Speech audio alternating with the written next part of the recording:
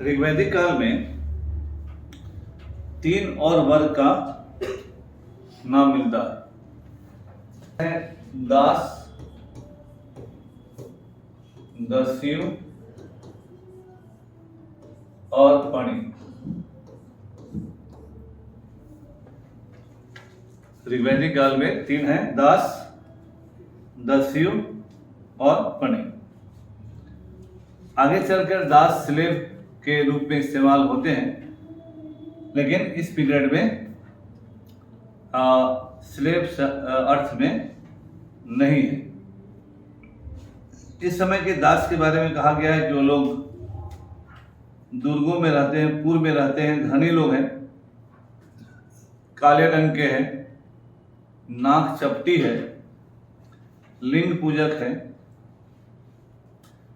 आर्य शर्मा वगैरह ने अनुमान लगाया है कि दास लोग संभवतः ईरानी जनजाति इरानियंस थे, और वहाँ का जो दहियू एक जो ट्राइब था उसी को रिप्रेजेंट करते थे। जब आर्यों ने ईरान पर आक्रमण किया तो ये लोग संभवतः वहां से भागे और सिंधु नदी के इलाके में आकर बस गए या पंजाब की तरफ आए, और यहाँ आने पर फिर जब आर्य भी इधर आए तो इनके साथ संघर्ष भी है, हालांकि इनके साथ कोऑपरेशन भी, इनके साथ दोनों रिश्ता है। इस समय एक आर्य राजा है जिसका नाम है दिवोदास, दिवो, और उसके नाम के साथ जुड़ा हुआ है दास। तो दिवोदास का जिक्र है, और इन लोगों के आपसी संपर्क मोर और लेस कोऑर्डियल थे। सांस्कृतिक आदान प्रदान आपस में होता था, ठीक है। तो अलग संस्कृति के रिप्रेजेंटेटिव थे, तो आर्यों के बीच गिव एंड टेक का मामला था। दूसरा जो है दस्यु,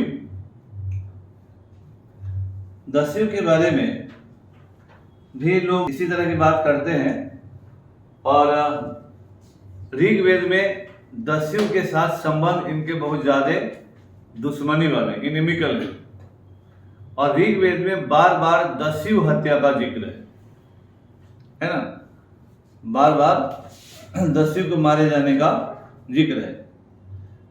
दस्यु जो है दहयु शब्द से निकला हुआ माना गया है। ईरान में इसका अर्थ होता है जमीन, भूमि। ईरान में इसका अर्थ होता है जमीन।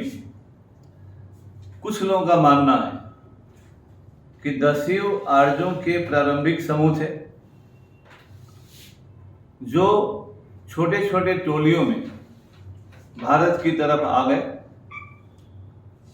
और इनका सांस्कृतिक पतन हुआ, क्योंकि जब ये छोटी समूहों में आए तो यहां रहने वालों का सांस्कृतिक प्रभाव इन पर पड़ गया, और उनकी अपनी पहचान खत्म हो गई। जब बाद में आर्य आए तो इनको देखकर बड़े नाराज हुए। जैसे आज भी अगर कोई दूसरा लड़का बदमाशी करता है तो आप कहते हैं जाओ जाओ भाई घरे जाओ, इस तरह का बदमाशी नहीं करना चाहिए। लेकिन अगर अपना लड़का बदमाशी करता है, गलत काम करता है, तो अब तो हालांकि बंद हो गया है, गार्जियन उसको 10 जूता मारते हैं, 10 चप्पल मारे या 10 थप्पड़ मारे, अब तो ना होता है, अब तो बेड पे मारने का बाबू को।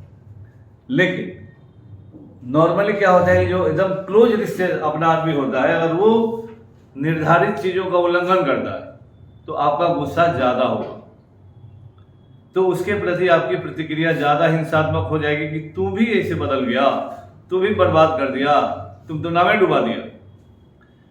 तो दस्यु जो है आज भी किसको कहा जाता है, जो डकैत होते हैं, डाकू को दस्यु सरदार बोलते हैं ना, क्यों बोलते हैं? क्योंकि वह इस्टेब्लिश्ड सोशल नॉर्म का वायलेशन करता है। जब समाज में नियम है कि भाई अपना पैसा कमाइए, अपना धन लाइए, और दस्यु क्या करता है, गया गोली धराया, छीन के भाग गया, तो वह स्थापित सामाजिक नियमों का उल्लंघन कर रहा है, इसलिए उस पर गोली चलता है, मार होता है, जेल में जाता है, तो उसके खिलाफ एक्शन ज़्यादा लिया जाता है। लेकिन वहीं अगर कोई आदमी, आप कहते हैं कि नहीं मुर्गा मीट खस्सी का खाएंगे, कोई कहा कि कुछ और का खाएंगे, तो आप उसको मारने जाते हैं, क्योंकि वो अपने सांस्कृतिक जीवन के अनुसार काम कर रहा है। इसीलिए दूसरी संस्कृति के लोगों के प्रति भले आप थोड़ा बाएं दाएं सोचिएगा, लेकिन बहुत ज़्यादा इनविकल नहीं होइएगा। लेकिन अपना आदमी, कैसे नेहरू जी को इन लोगों को कहा जाता है, लोग कहते रहते गाय खाते थे, ये खाते, क्योंकि आप एक तरफ अगर वो क्लेम करते हैं कि हम ब्राह्मण हैं और दूसरा बोला कि एक है, तो आप स्वाभाविक प्रतिक्रिया ज़्यादा हार्श देते हैं। वो खाए या नहीं खाए कौन जाना, लेकिन जब आप आलोचना करते हैं, लोगों पर आरोप लगाते हैं, तो यही ना बोले आप भी ऐसा कर दिए, वो तो करवे करता है। तो इस तरह की चीज़ें नज़दीक के लोगों पर ज़्यादा होती है। इसीलिए कहा गया कि दस्यु पूर्व में आए हुए आर्य थे, प्रारंभिक आर्य थे, जिन पर स्थानीय संस्कृति का प्रभाव पड़ गया, and they lost their identity. This made the later Aryans very furious against them, or they thought that they had destroyed their cultural identity. They could not resist, तो उनके खिलाफ प्रतिक्रिया ज्यादा। तीसरा समूह था पनी। पनियों के बारे में ऋग्वेद में कहा गया है कि ये पशु में धनी है और इनके पास ट्रेजरी है, धन भी है, यानी ये आर्यों से बेहतर आर्थिक स्थिति में है ना। और पनी के बारे में इन लोगों ने कहा है कि ये यज्ञ नहीं करते हैं, इनकी भाषा नहीं बोलते हैं, they are not performing yajnas, they are not speaking Sanskrit, and they have a cultural difference with the Aryans, सांस्कृतिक भिन्नता है। और पनियों को ये पशु चोर भी करते हैं, इनके पशु को चुरा कर भाग जाते हैं, है ना। तो बार बार पनियों के साथ युद्ध की बात होती है ना। तो इसलिए इस पीरियड में ये 3 और भी सामाजिक समूह का जिक्र ऋग्वेद में है। इस समय दशराज युद्ध का जिक्र है। पॉलिटिकल फील्ड में सबसे फेमस युद्ध है बैटल ऑफ 10 किंग्स।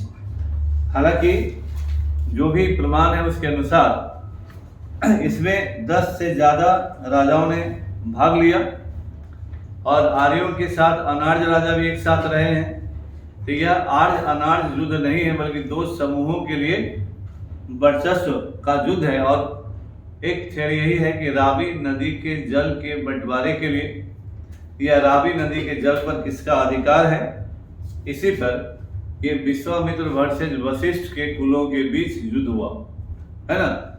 तो इस समय का दशराज युद्ध काफी फेमस पॉलिटिकल इवेंट है।